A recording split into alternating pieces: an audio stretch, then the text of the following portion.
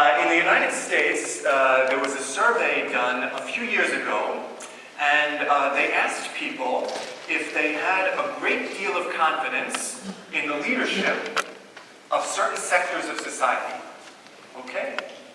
Well, we're from many countries, so why don't we duplicate this survey right now? Everyone can raise their hands. If you have a great deal of confidence in our political leaders, why don't you raise your hand?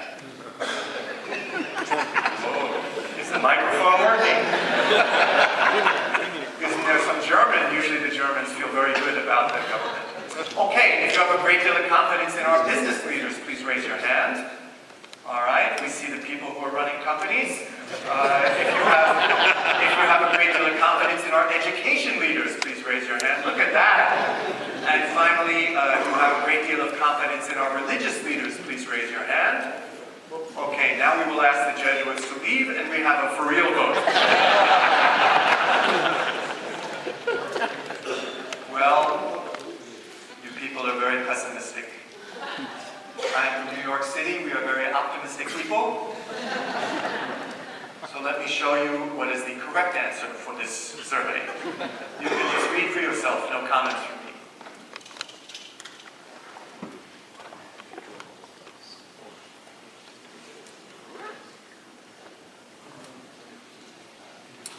Okay, and look, my friends, this survey is 2007, when the world was relatively still okay. So we can imagine that if this survey is done today, all of these terrible numbers, probably they're lower, even lower, huh? So look, surely we all agree that we live in a moment of great complexity, of change. Leadership is really important. And we frankly feel terrible about the quality of leadership that we actually have. So what would be better? What would be better? I want to invite us to think, and also in a way to have some celebration about what we have received. I want you to think of the names whose leadership inspired you during your Jesuit education. Please think of the name of some teacher, some fellow student, some administrator.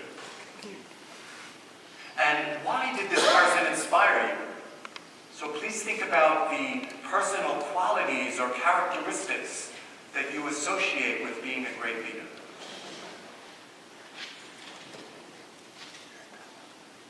And now why don't we take 45 seconds to feel good about ourselves, and please chat with one person close by and give the name and the ideas that are going through your mind right now. Okay, I give you 40 seconds. Good about ourselves. Let's hear one who will tell me a name. Somebody raise your hand. Tell me a name that you were discussing, please. Don Smythe, and who was this? Who was that? A history teacher at this university. And why did this? What were the qualities that inspired you about his leadership? Very focused on his subject matter. He was a lot of things around the military story. Very focused on his subject. I repeat. Yeah. Okay, great. So we heard a story about a history teacher here, and it was somebody who had good interpersonal skills, was very committed to what they taught and believed in, and so on. Okay, why don't we hear one more? Okay, thank you. A friend with director of some association, and three qualities: energy, love people, and subsidiarity. You respect unity of people. Okay, and what is your country? France. Okay, so we just heard about a French person who was somebody who loved people, and somebody who used the idea of subsidiarity. So he entrusted other people, gave them the opportunity, and had a lot of energy. Okay, beautiful. So let me talk for a little while. So who are leaders? When we think of leaders, often I guess we're thinking of very famous people. I wonder who thinks of their own name. I guess nobody. We live in a culture that teaches us to be modest people. And so it is not appropriate, we think, to imagine ourselves as leader. But I asked you to think about very ordinary people, teachers, administrators, and I immediately see 300 people talking. No problem. So why not your own name? Now, I understand that because we are modest, we think, oh, it's inappropriate to think of myself as leadership. And modesty is really, really important. But our stereotype of leadership is broken, it's wrong. In other words, when I say think of leaders, usually you think of famous people. And this way of thinking, it's not the solution to any problems. Not in John Carroll University, not in the city of Cleveland, not in Ranchi province in India. It's part of the problem. And somehow, the first people we need to think about as leaders are ourselves. And I will explain why in 30 seconds. And what do good leaders do to motivate the people around them? We just heard some wonderful ideas. They empower other people. They entrust other people. They're personal. They love other people. I wonder who thought about this idea articulated by somebody with great credentials. He said this: you must love those you lead before you can be an effective leader. Father's looking in his Bible. This is not in the Bible. The person who said this is General Eric Shinseki. Until a few years ago, he was the highest ranking military officer in the United States.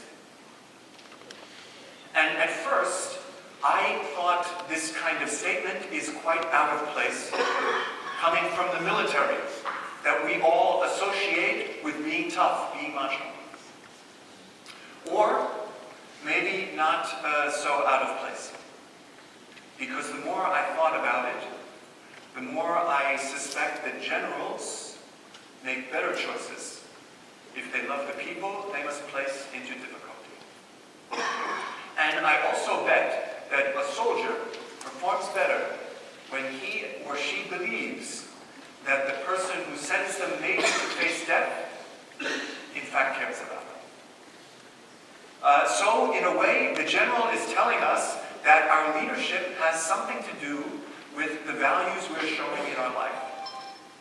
And when you think about it, we heard only 2 small stories, but every single one of the leadership qualities that these 2 gentlemen told us is a quality that every one of us could embody tomorrow.